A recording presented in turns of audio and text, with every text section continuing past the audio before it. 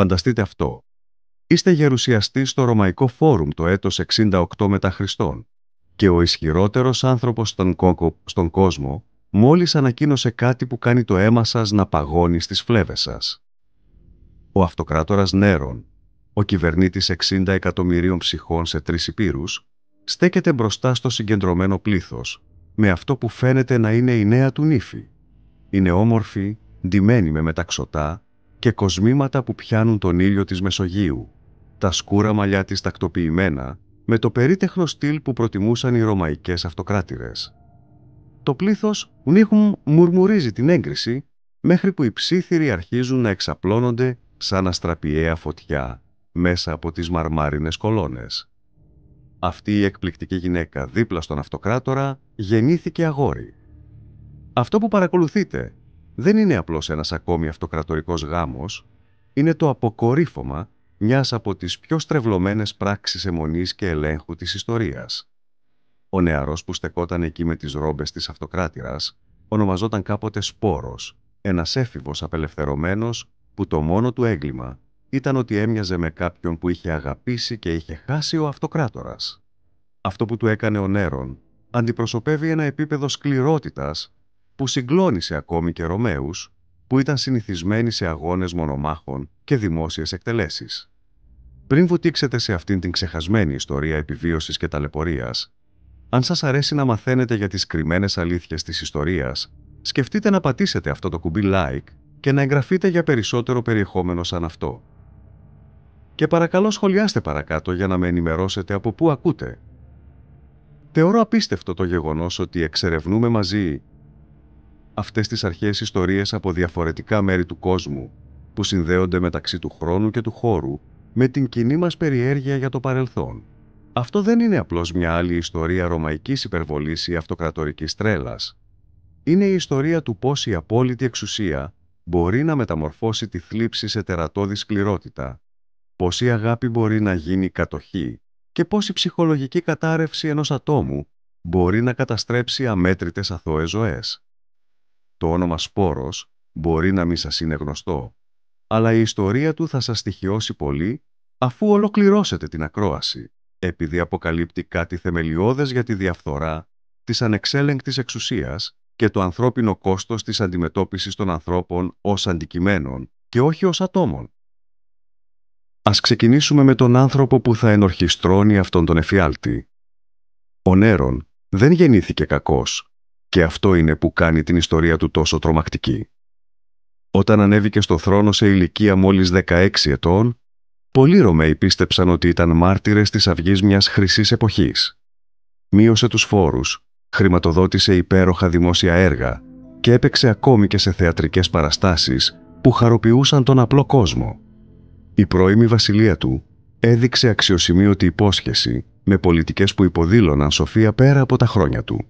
Αλλά η απόλυτη εξουσία έχει τον τρόπο να διαφθείρει ακόμη και τις πιο υποσχόμενες ψυχές.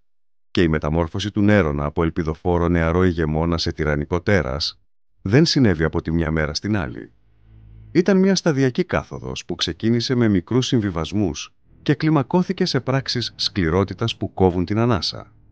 Μέχρι τη στιγμή που συνάντησε τον Σπόρο, ο Νέρον είχε ήδη ξεπεράσει τα όρια που θα ήταν αδιανόητα για τον νεότερο εαυτό του. Ο καταλύτης για αυτό που θα γινόταν ο εφιάλτης του Σπόρους ήταν μια γυναίκα που ονομαζόταν Ποπέα Σαμπίνα. Δεν ήταν απλώς ένα άλλο όμορφο πρόσωπο στην αυτοκρατορική αυλή, ήταν όλα όσα νόμιζε ότι ήθελε ο Νέρον σε μια γυναίκα. Όμορφος πέρα από κάθε περιγραφή, αρκετά έξυπνος ώστε να ταιριάζει με το μεγαλεπίβολο όραμά του για τον εαυτό του και αρκετά φιλόδοξος για να μοιραστεί τα όνειρά του για αιώνια δόξα. Όταν ο Νέρον κοίταξε για πρώτη φορά την Ποπέα, ήταν ήδη παντρεμένος με την Οκταβία, κόρη του προηγούμενου αυτοκράτορα, σε μια ψυχρή πολιτική συμφωνία χωρίς αγάπη. Η Ποπέα αντιπροσώπευε όλα όσα δεν ήταν η Οκτέβια. Όπου η Οκτάβια ήταν ήσυχη και συγκρατημένη, η Ποπέα ήταν ζωηρή και επιβλητική. Εκεί που η Οκτάβια προσπαθούσε να αποφύγει την προσοχή, η Ποπέα απολάμβανε να είναι το κέντρο του βλέμματος όλων. Η σχέση μεταξύ του Νέρονα και της Ποπέας ξεκίνησε ως ένα τυπικό ρωμαϊκό σκάνδαλο, αλλά αυτό που ξεκίνησε ως μοιχεία γρήγορα εξελίχθηκε σε κάτι πολύ πιο επικίνδυνο, γνήσια αιμονή. Ο Νέρον δεν τράβηξε μόνο την ομορφιά της Ποπέας, αλλά καταναλώθηκε από αυτήν με τρόπο που τρομοκρατούσε ακόμη και τους πιο στενούς του συμβούλους. Οι αρχαίοι ιστορικοί περιγράφουν τη συμπεριφορά του κατά τη διάρκεια αυτής της περίοδου ως όλο και πιο ακανόνιστη και εκτιτική. Θα πετούσε σε δολοφονική οργή, αν άλλοι άντρες κοιτούσαν την Ποπέα για πολλή ώρα κατά τη διάρκεια των δημόσιων εκδηλώσεων. Άρχισε να τοποθετεί φρουρούς γύρω της ανά πάσα στιγμή, φαινομενικά για προστασία, αλλά πραγματικά για να παρακολουθεί κάθε αλληλεπίδρασή της. Ο αυτοκράτορας της χάρισε δώρα που χρεοκόπησαν το Αυτοκρατορικό Ταμείο, κοσμήματα από την Ινδία, μετάξια από την Κίνα, αρώματα από την Αραβία. Αλλά ίσως το πιο χαρακτηριστικό ήταν ότι άρχισε να αναδιαμορφώνει την ίδια την πραγματικότητα για να χωρέσει την αιμονή του. Πρώτον, χώρισε με την Οκτάβια, μια σοκαριστική κίνηση που αποξένωσε πολλούς υποστηρικτές. Στη συνέχεια ανακοίνωσε την πρόθεσή του να παντρευτεί την Ποπέα σε μια πλήρη αυτοκρατορική τελετή, που δεν άφησε κανένα κόστος για να δείξει την αφοσίωσή του. Αλλά ακόμη και ο γάμος δεν μπορούσε να ικανοποιήσει την ανάγκη του Νέρονα να κατέχει πλήρως την Ποπέα. Άρχισε να την απομονώνει από την οικογένεια και τους φίλους, περιβάλλοντάς τη με ανθρώπους που όφυλαν τις θέσεις τους εξ ολοκλήρου στην εύνοιά του. Παρήγγειλε δεκάδες πορτρέτα και γλυπτά της, όχι μόνο για δημόσια προβολή, αλλά για τους ιδιωτικούς του θαλάμους, ώστε να μπορεί να κοιτάξει την εικόνα της ακόμα και όταν ήταν χώρια. Οι αρχαίες πηγές μας λένε ότι ο Νέρον μερικές φορές περνούσε ώρες απλά παρακολουθώντας την Ποπέα, καθώς εκείνη έκανε τις καθημερινές της δραστηριότητες. Αυτό δεν ήταν ρομαντική αφοσίωση, ήταν η συμπεριφορά κάποιου που είχε μπερδέψει την αγάπη με την ιδιοκτησία, που έβλεπε έναν άλλο άνθρωπο όχι ως ανεξάρτητο άτομο, αλλά ως ένα όμορφο αντικείμενο που υπήρχε αποκλειστικά για την ευχαρίστησή του. Η Ποπέα, από την πλευρά της, φαινόταν να καταλαβαίνει το επικίνδυνο παιχνίδι που έπαιζε. Ήταν αρκετά έξυπνη για να αναγνωρίσει ότι η ομορφιά της και η αιμονή του Νέρονα της έδιναν άνευ προηγουμένου δύναμη, αλλά αρκετά οξυδερκής, για να συνειδητοποιήσει ότι αυτή η δύναμη περιείχε τεράστιους κινδύνους. Άρχισε να χρησιμοποιεί την επιρροή της για να προωθήσει τα συμφέροντα της οικογένειάς της, χτίζοντας ένα δίκτυο υποστηρικτών που θα την προστάτευαν αν οι στοργές του Νέρονα ποτέ αμφιταλαντευόταν. Όμως η Ποπέα είχε ένα μοιραίο ελάττωμα. Δεν φοβόταν να σταθεί απέναντι στον Νέρονα. Σε αντίθεση με όλους τους άλλους στην αυτοκρατορική αυλή, που είχαν μάθει να προβλέπουν τις διαθέσεις του αυτοκράτορα και να αποφεύγουν να τον αντικρούουν, η Ποπέα διατήρησε την ανεξαρτησία του πνεύματός της. Διαφωνούσε μαζί του για αποφάσεις πολιτικής, επέκρινε τις καλλιτεχνικές του επιδιώξεις, ακόμη και χλέβαζε τις ερμηνείες του όταν πίστευε ότι ήταν υποβαθμισμένες. Αυτή η περιφρόνηση, που μπορεί να ήταν αναζωογονητική σε μια κανονική σχέση, αποδείχτηκε καταστροφική όταν αντιμετώπιζα κάποιον τόσο ασταθή όσο ο Νέρονας. Ο αυτοκράτορας, συνηθισμένος στην απόλυτη υπακοή από όλους γύρω του, βρήκε την ανεξαρτησία της Ποπέας συναρπαστική και εξοργιστική. Η σχέση τους έγινε μια διαρκής μάχη εξουσίας, με τον Νέρονα να προσπαθεί να ελέγξει κάποιον που αρνιόταν να τον ελέγξουν. Οι λεπτομέρειες για το τι συνέβη εκείνη τη μοιραία ημέρα του 65 μετά Χριστόν ποικίλουν ανάλογα με τον αρχαίο ιστορικό που πιστεύετε, αλλά το αποτέλεσμα ήταν πάντα το ίδιο. Κατά τη διάρκεια αυτού που ξεκίνησε ως μια τυπική οικιακή διαμάχη, ορισμένες πηγές λένε ότι ο Νέρον επιστρέφει αργά στο σπίτι από αρματοδρομίες, άλλες για τις θεατρικές του αναζητήσεις. Ο αυτοκράτορας έχασε τον έλεγχο με τρόπο που θα τον στοίχιωνε για πάντα. Σύμφωνα με τον Τάκητο, την πιο αξιόπιστη σύγχρονη πηγή, το επιχείρημα κλιμακώθηκε όταν η Ποπέα τόλμησε να επικρίνει τις προτεραιότητες του Νέρονα, υπονοώντας ότι νοιαζόταν περισσότερο για τη δημόσια εικόνα του παρά για τις ευθύνες του ως σύζυγος και πατέρας.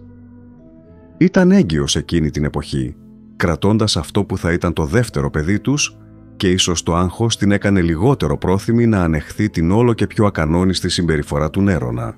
Το τι συνέβη στη συνέχεια συζητήθηκε από τους ιστορικούς για αιώνες, αλλά η συνένεση είναι ότι ο Νέρον, σε μια έκρηξη οργής, είτε κλώτσισε είτε χτύπησε την έγκυο γυναίκα του με τέτοια βάναυση δύναμη που υπέστη θανάσιμα εσωτερικά τραύματα. Ο άνθρωπος που διοικούσε 30 λεγεώνες, που μπορούσε να εκτελέσει οποιονδήποτε με μια λέξη, που λατρευόταν ως θεός στις ανατολικές επαρχίες, μόλις είχε καταστρέψει αυτό που πραγματικά τον ενδιέφερε. Η γυναίκα με την οποία είχε αιμονή, το άτομο του οποίου η εικόνα γέμιζε τους ιδιωτικούς θαλάμους του, πέθαινε εξαιτίας της δικής του ανεξέλεγκτης βίας. Οι αρχαίες πηγές περιγράφουν τη σκηνή που ακολούθησε ως μία από τις πιο αξιοθρήνητες στην αυτοκρατορική ιστορία. Ο Νέρον φέρεται να ρίχτηκε πάνω στο σώμα της Ποπέας, παρακαλώντας την εναλλάξει να τη συγχωρήσει και να την προστάξει να ζήσει, λες και η αυτοκρατορική του εξουσία επεκτείνεται ακόμη και στον ίδιο τον θάνατο. Κάλεσε τους καλύτερους γιατρούς στη Ρώμη, προσφέροντάς τους περιουσίες για να σώσουν τη ζωή της, απειλώντας τους με βασανιστήρια αν αποτύχανε. Όμως ήταν πολύ αργά. Η Ποπέα πέθανε μέσα σε λίγες ώρες, παίρνοντας μαζί της το αγέννητο παιδί που μπορεί να ήταν ο κληρονόμος του Νέρονα. Εκείνη τη στιγμή κάτι θεμελιώδες έσπασε μέσα στο μυαλό του αυτοκράτορα. Η θλίψη που ακολούθησε δεν ήταν απλώς μια συναισθηματική καταστροφή, ήταν μια πλήρης ρήξη με την πραγματικότητα. Το πένθος του Νέρονα έγινε θρυλικό σε όλη την αυτοκρατορία. Αρνήθηκε να κάψει το σώμα της Ποπέας σύμφωνα με το ρωμαϊκό έθιμο. Αντίθετα, το βαλσάμωσε και το έβαλε σε έναν τάφο πιο περίτεχνο από εκείνους των προηγούμενων αυτοκρατόρων. Την διακήρυξε θεϊκή, ίδρυσε μια λατρεία προς τιμήν της και πέρασε μέρες μιλώντας στο πτώμα της, σαν να μπορούσε ακόμα να τον ακούσει. Η αυτοκρατορική αυλή έπρεπε τώρα να περιηγηθεί σε ένα ακόμα πιο ύπουλο τοπίο. Οι αυλικοί αναμενόταν να συμμετάσχουν στη μυθοπλασία ότι η Ποπέα ήταν κατά κάποιο τρόπο ακόμα ζωντανή, αναφερόμενη σε αυτήν στον Ενεστώτα και αφήνοντας άδεια την αγαπημένη της θέση στα συμπόσια. Όποιος πρότεινε να προχωρήσει, ο αυτοκράτορας εξορίστηκε αμέσως ή χειρότερα. Ο Νέρον είχε δημιουργήσει μια φούσκα συλλογικής τρέλας γύρω από τη θλίψη του και όλοι αναγκάστηκαν να ζήσουν μέσα σε αυτήν. Ήταν κατά τη διάρκεια αυτής της περίοδου ψυχολογικής κατάρρευσης που ο σπόρος μπήκε για πρώτη φορά στο οπτικό πεδίο του Νέρονα. Ο νεαρός ήταν πιθανότατα γύρω στα 14 ή 15. Γεννήθηκε ως σκλάβος στο αυτοκρατορικό σπίτι, αλλά ελευθερώθηκε ως παιδί. Είχε μεγαλώσει μέσα στα τείχη του παλατιού, λαμβάνοντας την εκπαίδευση που τον προετοίμαζε για διοικητικά καθήκοντα. Αυτή ήταν στην πραγματικότητα μια θέση σχετικού προνομίου, καθώς οι ελεύθεροι στην αυτοκρατορική υπηρεσία απολάμβαναν συχνά καλύτερες συνθήκες από τους ελεύθερους πολίτες κατώτερων τάξεων. Αλλά αυτό το προνόμιο ήρθε με πλήρη εξάρτηση από την αυτοκρατορική εύνοια. Οι ελεύθεροι όφυλαν τα πάντα στη γενεοδορία του πρώην κυρίου τους, δημιουργώντας απόλυτη ευαλωτότητα. Θα μπορούσαν να ανυψωθούν σε μεγάλη επιρροή, αλλά και να απορριφθούν, να τιμωρηθούν ή να σκοτωθούν από μια ιδιοτροπία χωρίς νομική προσφυγή. Για κάποιον σαν τον Σπόρου, η επιβίωση εξαρτιόταν εξ ολοκλήρου από το να παραμείνει χρήσιμος και να αποφευχθεί η δυσαρέσκεια του αυτοκράτορα. Αυτό που έκανε τον Σπόρους ξεχωριστό στα μάτια του Νέρονα δεν ήταν η ευφυΐα ή οι διοικητικές του ικανότητες. Ήταν το πρόσωπό του. Πολλαπλές αρχαίες πηγές συμφωνούν ότι ο νεαρός άνδρας είχε μια απίστευτη ομοιότητα με την νεκρή Ποπέα, ιδιαίτερα γύρω από τα μάτια και τη λεπτή δομή των οστών. Σε έναν κόσμο όπου οι Ρωμαίοι πίστευαν ότι η φυσική ομοιότητα υποδηλώνει βαθύτερη πνευματική σύνδεση, αυτή η ομοιότητα θα φαινόταν σχεδόν υπερφυσική στο θλιμμένο αυτοκράτορα. Την πρώτη φορά που ο Νέρον είδε τον Σπόρο μετά τον θάνατο της Ποπέας, κάτι του έκανε κλικ στο σπασμένο μυαλό του. Εδώ ήταν μια ευκαιρία να αναιρέσει το μη αναστρέψιμο, να φέρει πίσω αυτό που είχε καταστρέψει. Η ομοιότητα ήταν τόσο εντυπωσιακή που, για μια στιγμή, ο Νέρον μπορεί να πίστεψε ότι έβλεπε το πνεύμα της Ποπέας να επιστρέφει σε νέα μορφή. Οι αρχαίες πηγές περιγράφουν τον αυτοκράτορα να κοιτάζει τον Σπόρο με μια ένταση που έκανε όλους όσους βρίσκονταν στο δωμάτιο να νιώθουν άβολα, σαν να έβλεπε ένα φάντασμα. Φυσικά υπήρχε ένα προφανές πρόβλημα. Ο Σπόρος ήταν άνδρας. Αλλά για έναν άνθρωπο που είχε πείσει τον εαυτό του ότι ήταν Θεός, που είχε περάσει μήνες μιλώντας με ένα πτώμα, η αλλαγή του φύλου κάποιου φαινόταν σαν ένα μικρό εμπόδιο. Αυτό που συνέβη στη συνέχεια αντιπροσωπεύει μια από τις πιο υπολογισμένες πράξεις σκληρότητας στην ανθρώπινη ιστορία. Ο Νέρον δεν αποφάσισε απλώς να αναγκάσει τον Σπόρο να ντυθεί γυναίκα. αποφάσισε να κάνει τη μεταμόρφωση μόνιμη. Ο αυτοκράτορας κάλεσε τους καλύτερους γιατρούς της Ρώμης και τους διέταξε να χειρουργήσουν τον νεαρό, καθαρά για να τον κάνουν να φαίνεται πιο θηλυκός. Αυτό δεν ήταν απλώς ακροτηριασμός, ήταν η συστηματική καταστροφή της ταυτότητας του σπόρου ως ανθρώπου. Η διαδικασία ήταν επικίνδυνη, επώδυνη και μη αναστρέψιμη, με αποτέλεσμα συχνά το θάνατο από μόλυνση ή απώλεια αίματος. Αλλά ακόμα κι αν ο σπόρος επιζούσε, θα άλλαζε για πάντα, σωματικά, συναισθηματικά και κοινωνικά. Ποτέ δεν θα έκανε παιδιά, δεν θα γνώριζε ποτέ φυσιολογικές σχέσεις και ποτέ δεν θα θεωρούνταν πλήρως άνδρας από τη ρωμαϊκή κοινωνία. Η χειρουργική επέμβαση έλαβε χώρα στο αυτοκρατορικό παλάτι, σε χώρους ειδικά προετοιμασμένους για το σκοπό αυτό, με τον σπόρο να κρατείται από φρουρούς, ενώ οι γιατροί πλησίαζαν με τα πρωτόγωνα όργανά τους. Μόλις ο σπόρος ανάρρωσε, μια διαδικασία που θα μπορούσε να διαρκέσει εβδομάδες ή μήνες, ο Νέρον ανακοίνωσε κάτι που συγκλώνησε ακόμη και τους κουρασμένους Ρωμαίους αριστοκράτες. Επρόκειτο να παντρευτεί τον νεαρό σε μια πλήρη αυτοκρατορική γαμήλια τελετή. Οι προετοιμασίες κράτησαν μήνες και κατανάλωσαν τεράστιους σπόρους. Ο σπόρος πήρε νέο όνομα, Σαμπίνα, από το όνομα της νεκρής αυτοκράτηρας και μετακόμισε σε ειδικούς χώρους όπου θα μπορούσε να προετοιμαστεί για το νέο του ρόλο. Οι αυτοκρατορικές μοδίστρες δημιούργησαν μια ολόκληρη γκαρνταρόμπα, σχεδιάζοντας φορέματα που θα κολάκευαν την τροποποιημένη του σωματική διάπλαση, ενώ θα έκρυβαν τα εναπομείναντα ανδρικά χαρακτηριστικά. Οι κύριοι κοσμηματοπόλες έφτιαχναν στολίδια ειδικά για αυτόν, πολλά ενσωματώνοντας πετράδια που κάποτε ανήκαν στην ίδια την Ποπέα. Αυτά δεν ήταν απλώς αξεσουάρ, ήταν χειροπιαστοί σύνδεσμοι με την νεκρή γυναίκα, σωματικές υπενθυμίσεις του ατόμου που ο σπόρους αναγκαζόταν να αντικαταστήσει. Ο ίδιος ο γάμος ήταν προγραμματισμένος για την άνοιξη του 67 μετά Χριστόν, χρονικά να συμπέσει με θρησκευτικές γιορτές που θα πρόσθεταν τελετουργικό βάρος στις διαδικασίες. Ο Νέρον δεν γλίτωσε κανένα κόστος, θεωρώντας τον ως νόμιμο αυτοκρατορικό γάμο αντάξιο του μεγαλύτερου αυτοκράτορα στη ρωμαϊκή ιστορία. Η τελετή έγινε στη μεγαλύτερη αίθουσα του παλατιού, διακοσμημένη με εισαγόμενα λουλούδια και φωτισμένη από χιλιάδες λάμπες λαδιού. Σε εξωτερικούς παρατηρητές που δεν γνώριζαν την πλήρη ιστορία, μπορεί να έμοιαζε με έναν κανονικό αυτοκρατορικό γάμο. Αλλά οι γνωρίζοντες κατάλαβαν ότι έβλεπαν κάτι πρωτόγνωρο και ανησυχητικό. Εδώ ήταν ο πιο ισχυρός άνδρας στον κόσμο που παντρεύτηκε δημόσια, ένα χειρουργικά τροποποιημένο έφηβο, ντυμένο σαν την νεκρή σύζυγό του. Η τελετή περιελάμβανε όλες τις παραδοσιακές ρωμαϊκές τελετουργίες. Ανταλλαγή όρκων ενώνοντας τα χέρια, μοίρασμα ιερού άρτου και υπογραφή νομικών εγγράφων για να γίνει επίσημη αυτή η ένωση. Μετά το γάμο, ο Νέρον αντιμετώπισε τον σπόρο ακριβώς όπως θα έκανε μια νόμιμη αυτοκράτηρα. Ο νεαρός άνδρας λάμβανε το δικό του οικιακό προσωπικό, κατοικίες μέσα στο συγκρότημα των ανακτόρων και εισόδημα από το αυτοκρατορικό ταμείο. Αλλά όλη αυτή η φαινομενική πολυτέλεια είχε ένα τρομερό τίμημα: την πλήρη διαγραφή της αρχικής του ταυτότητας και τη συνεχή απόδοση ενός ψυχολογικά καταστροφικού ρόλου. Ο σπόρος αναμενόταν να συνοδεύει τον Νέρονα σε δημόσιες εκδηλώσεις, να κάθεται δίπλα του σε κρατικά δείπνα και να παίζει την αφοσιωμένη σύζυγο σε όλες τις αλληλεπιδράσεις. Αυτό δεν αφορούσε μόνο τις εμφανίσεις.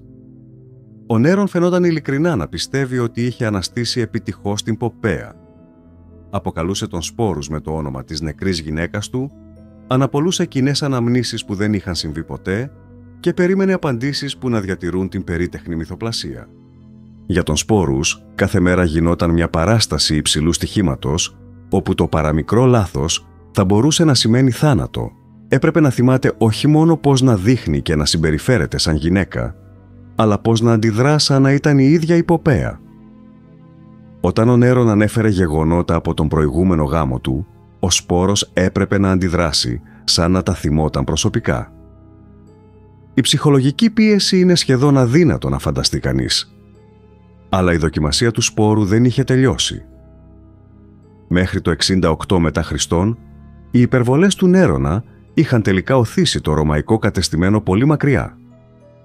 Εξεγέρσεις ξέσπασαν σε όλη την αυτοκρατορία, με επικεφαλής κυβερνήτες που είχαν κουραστεί από την ασταθή συμπεριφορά του αυτοκράτορα και την παραμέληση της διακυβέρνησης.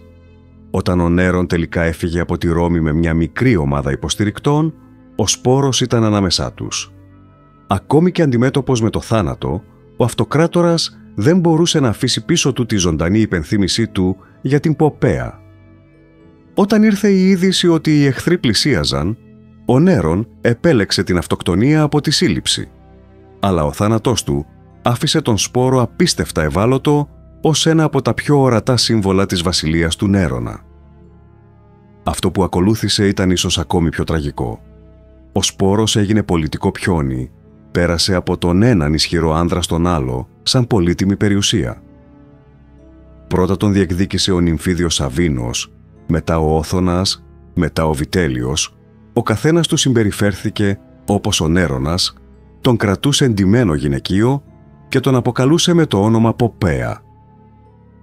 Ήταν υπό τον Βιτέλιο που ο εφιάλτης του Σπόρου έφτασε στο τελικό του τέλος. Ο νέος αυτοκράτορας αποφάσισε να τον χρησιμοποιήσει για δημόσια ψυχαγωγία στο Κολοσσέο, συγκεκριμένα σε μια αναπαράσταση μυθολογικών σκηνών που περιλαμβάνουν βία και ταπείνωση. Για τον Σπόρους, αυτό αντιπροσώπευε την απόλυτη υποβάθμιση. Να τον εξευτελίζουν σεξουαλικά μπροστά σε χιλιάδες για τη διασκέδασή τους. Αντί να υποκύψει σε αυτή την τελική ταπείνωση, ο Σπόρος έκανε τη μόνη επιλογή που ήταν πραγματικά δική του εδώ και χρόνια. Αυτοκτόνησε, πιθανότατα με δηλητήριο, κάπου το 69 μετά Χριστόν. Μάλλον δεν ήταν πάνω από 20 χρονών. Στο θάνατο, ο Σπόρος τελικά ξέφυγε από τον γκροτέσκο θέατρο που του είχε καταβροχθήσει, αλλά η ιστορία του έγινε μια προειδοποιητική ιστορία για τους κινδύνους της απόλυτης εξουσίας και το ανθρώπινο κόστος της αυτοκρατορικής υπερβολής. Αυτό που κάνει την ιστορία του Σπόρους τόσο στοιχειωμένη δεν είναι μόνο η κακοποίηση που υπέστη, αλλά το πώς του αφαιρέθηκε συστηματικά η ταυτότητα και η εξουσία. Από τη στιγμή που ο Νέρον αποφάσισε ότι έμοιαζε με την Ποπέα, ο Σπόρος έπαψε να υπάρχει ως άτομο και έγινε καμβάς για τις στρεβλωμένες φαντασιώσεις του αυτοκράτορα. Το γεγονός ότι επέλεξε το θάνατο από την περαιτέρω υποβάθμιση υποδηλώνει ότι κάπου κάτω από τα στρώματα της αναγκαστικής θηλυκότητας και της αυτοκρατορικής προετοιμασίας, κάποια σπίθα του αρχικού εαυτού του επέζησε. Η αυτοκτονία του ήταν ταυτόχρονα τραγωδία και τελική πράξη περιφρόνησης, μια άρνηση να υποβαθμιστεί περαιτέρω, ακόμη και με κόστος της ζωής του. Ίσως το πιο τραγικό είναι ότι δεν γνωρίζουμε σχεδόν τίποτα για το ποιος ήταν ο Σπόρος πριν από τη μεταμόρφωσή του. Ποιες ήταν οι ελπίδες και τα όνειρά του. Τι ήθελε να κάνει στη ζωή του. Όλα αυτά διαγράφηκαν όταν έγινε η ζωντανή κούκλα του Νέρονα, αντικαταστάθηκε από μια παράσταση τόσο ολοκληρωμένη που η αρχική του ταυτότητα εξαφανίστηκε εντελώς. Η ιστορία του Σπόρου μας υπενθυμίζει ότι πίσω από κάθε ιστορική αφήγηση αυτοκρατορικού μεγαλείου υπάρχουν μεμονωμένες ανθρώπινες ιστορίες οδύνης και επιβίωσης που αξίζουν την προσοχή και τη συμπόνια μας, ακόμη και σε έναν τεράστιο κόλπο των 2.000 ετών. Επιλέγοντας τον δικό του θάνατο, ο Σπόρος ανακτούσε το μόνο πράγμα που του αρνήθηκε σε όλη την ενήλικη ζωή του: τη δύναμη να κάνει τη δική του επιλογή για τη μοίρα του.